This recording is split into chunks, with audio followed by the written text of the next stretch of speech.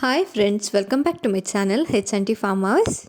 ನಾನಿವತ್ತು ನಿಮಗೆ ಮನೆಯಲ್ಲಿರುವಂಥ ಸಿಂಪಲ್ ಇಂಗ್ರೀಡಿಯೆಂಟ್ಸ್ನ ಉಪಯೋಗಿಸ್ಕೊಂಡು ರೆಸ್ಟೋರೆಂಟ್ ಸ್ಟೈಲ್ ಪನ್ನೀರ್ ಬಟರ್ ಮಸಾಲಾನ ಹೇಗೆ ಮಾಡೋದು ಅಂತ ತೋರಿಸ್ತಾ ಇದ್ದೀನಿ. ಮೊದಲಿಗೆ ಒಂದು ಪಾತ್ರೆನ ತೊಗೊಂಡು ಅದಕ್ಕೆ 1 ಟೇಬಲ್ ಸ್ಪೂನಷ್ಟು ಆಯಿಲ್ನ ಹಾಕ್ಕೊತಾ ಇದ್ದೀನಿ. ಹಾಗೆ 2 ಟೀ ಸ್ಪೂನಷ್ಟು ಬೆಣ್ಣೆನ ಕೂಡ ಸೇರಿಸ್ಕೊತಾ ಇದ್ದೀನಿ. ಬೆಣ್ಣೆ ಎಲ್ಲ ಚೆನ್ನಾಗಿ ಕರಗಿದ ಮೇಲೆ 2 ಏಲಕ್ಕಿನ ಆ್ಯಡ್ ಮಾಡ್ತಾ ಇದ್ದೀನಿ. ಹಾಗೆ ಒಂದು ಅರ್ಧ ಇಂಚಷ್ಟು ಚಕ್ಕೆನ ಸೇರಿಸ್ಕೊತಾ ಇದ್ದೀನಿ. ಅದನ್ನೆಲ್ಲ ಹಾಕಿ ಸ್ವಲ್ಪ ಫ್ಲೇವರ್ ಬಿಡೋವರೆಗೂ ಫ್ರೈ ಮಾಡ್ಕೊಳ್ಳಿ.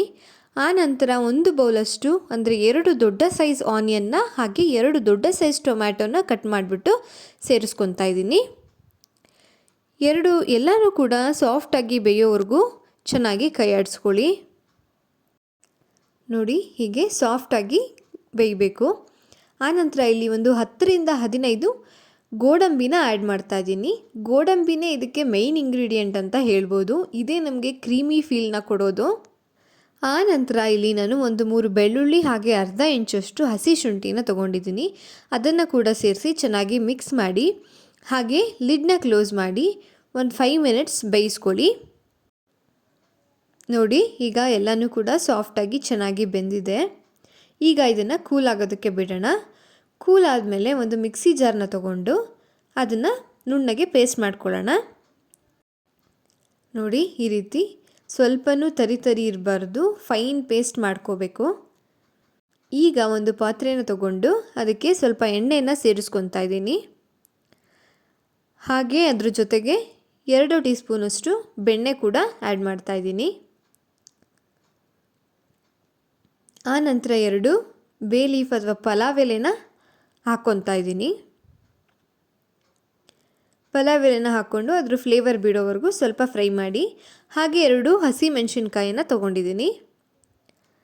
ಆನಂತರ 1 ಈರುಳ್ಳಿನ ಸಣ್ಣದಾಗಿ ಹೆಚ್ಚಿಟ್ಕೊಂಡಿದ್ದೆ, ಅದನ್ನು ಕೂಡ ಸೇರಿಸಿ ಸ್ವಲ್ಪ ಸಾಫ್ಟ್ ಆಗೋವರೆಗೂ ಬೇಯಿಸ್ಕೊಳ್ಳಿ. ನೋಡಿ, ಈಗ ಆನಿಯನ್ ಎಲ್ಲ ಟ್ರಾನ್ಸ್ಪರೆಂಟ್ ಆಗಿದೆ. ಈಗ ನಾನು ಅರ್ಧ ಟೀ ಸ್ಪೂನಷ್ಟು ಜೀರಿಗೆ ಪುಡಿನ ಸೇರಿಸ್ಕೊತಾ ಇದ್ದೀನಿ. ಹಾಗೆ ಅರ್ಧ ಟೀ ಸ್ಪೂನಷ್ಟು ಅಚ್ಚ ಖಾರದ ಪುಡಿ. ಖಾರ ಬಂದು ನಿಮ್ಮ ಖಾರಕ್ಕೆ ಅನುಗುಣವಾಗಿ ಹಾಕ್ಕೊಳ್ಳಿ. ಹಾಗೆ ಅರ್ಧ ಟೀ ಸ್ಪೂನಷ್ಟು ಅರಿಶಿಣ, ಸ್ವಲ್ಪ ಗರಂ ಮಸಾಲಾನ ಆ್ಯಡ್ ಮಾಡ್ತಾ ಇದ್ದೀನಿ.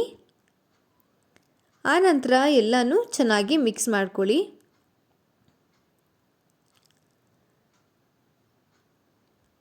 ಮಿಕ್ಸ್ ಮಾಡಿದ್ದಾದಮೇಲೆ ನಾವು ರುಬ್ಬಿಟ್ಕೊಂಡಿರೋಂಥ ಮಸಾಲಾನ ಈರುಳ್ಳಿ ಮತ್ತು ಟೊಮ್ಯಾಟೊ ಪೇಸ್ಟನ್ನು ಹಾಕ್ಕೊಳ್ಳೋಣ. ಹಾಕ್ಕೊಂಡು ಸ್ವಲ್ಪ ಬಾಡಿಸ್ಕೊಳ್ಳಿ ಚೆನ್ನಾಗಿ. ನೋಡಿ, ಈ ರೀತಿ.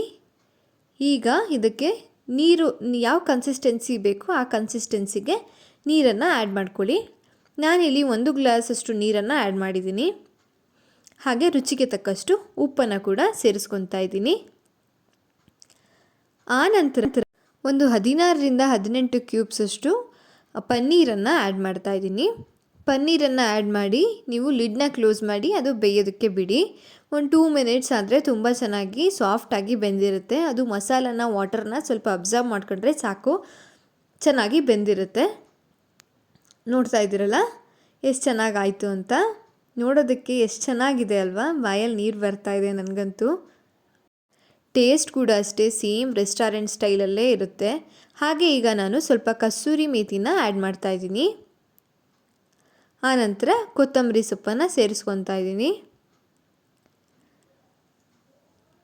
ನೋಡ್ತಾ ಇದ್ದೀರಲ್ಲ ಎಷ್ಟು ಚೆನ್ನಾಗಿದೆ ಅಂತ. ರೆಸ್ಟೋರೆಂಟ್ಸಲ್ಲಿ ನೀವು ಆಚೆ ಎಲ್ಲ ಏನು ತಿಂದಿರ್ತೀರ ಸೇಮ್ ಟೇಸ್ಟೇ ಇರುತ್ತೆ ಇದು ಕೂಡ. ನೀವು ಕೂಡ ಬೇಕಾದರೆ ಮನೇಲಿ ಒಂದ್ಸಲ ಟ್ರೈ ಮಾಡಿ. ಎಷ್ಟೊಂದು ಸಿಂಪಲ್. ಕಸೂರಿ ಮೇಥಿ ಎಲ್ಲೇ ಇಲ್ಲ ಅಂತ ಅಂದರೆ ಅದು ಆಪ್ಷನಲ್, ಬೇಡ ಹಾಕೋಬೇಡಿ, ಕೊತ್ತಂಬರಿ ಸೊಪ್ಪನ್ನು ಹಾಕ್ಕೊಳ್ಳಿ. ನೋಡಿ, ಇಷ್ಟು ಕನ್ಸಿಸ್ಟೆನ್ಸಿಯಲ್ಲಿ ನಾನು ಮಾಡ್ಕೊಂಡಿದ್ದೀನಿ. ಇಷ್ಟು ಕನ್ಸಿಸ್ಟೆನ್ಸಿ ಇದ್ದರೆ ಸಾಕು. ಇದನ್ನು ನೀವು ಚಪಾತಿ, ರೋಟಿ, ಪರೋಟ ಯಾವುದ್ರ ಜೊತೆಗೆ ಬೇಕಾದರೂ ತಿನ್ಬೋದು. ಈಗ ನಾನಿಲ್ಲಿ ಫ್ರೆಶ್ ಕ್ರೀಮ್ ಬದಲಾಗಿ ಗೋಡಂಬಿನ ನೆನೆಸಿ ರುಬ್ಬಿಟ್ಕೊಂಡಿದ್ದೆ, ಅದನ್ನು ಆ್ಯಡ್ ಮಾಡ್ತಾಯಿದ್ದೀನಿ. ನಿಮ್ಮ ಹತ್ರ ಫ್ರೆಶ್ ಕ್ರೀಮ್ ಇದ್ದರೆ ಹಾಕ್ಕೊಳ್ಳಿ, ಬಟ್ ಇದು ಕೂಡ ಸೇಮ್ ಫ್ಲೇವರನ್ನೇ ಕೊಡುತ್ತೆ. ಇಷ್ಟೇ, restaurant style paneer butter masala ready ಆಯಿತು. ಟೇಸ್ಟ್ ಮಾತ್ರ ತುಂಬಾ ಚೆನ್ನಾಗಿತ್ತು. ನೀವು ಕೂಡ ಮನೇಲಿ ಒಂದ್ಸಲ ಟ್ರೈ ಮಾಡಿ. ಹಾಗೆ ಹೇಗೆ ಬಂತು ಅಂತ ಕಮೆಂಟ್ ಮಾಡಿ ತಿಳಿಸಿ. ಈ ರೆಸಿಪಿ ನಿಮ್ಗೇನಾದರೂ ಇಷ್ಟ ಆಗಿದ್ರೆ ಪ್ಲೀಸ್ ನನ್ನ ಚಾನಲ್ನ ಲೈಕ್ ಮಾಡಿ, ಶೇರ್ ಮಾಡಿ, ಹಾಗೆ ಸಬ್ಸ್ಕ್ರೈಬ್ ಮಾಡೋದನ್ನು ಮರಿಬೇಡಿ. Thank you for watching.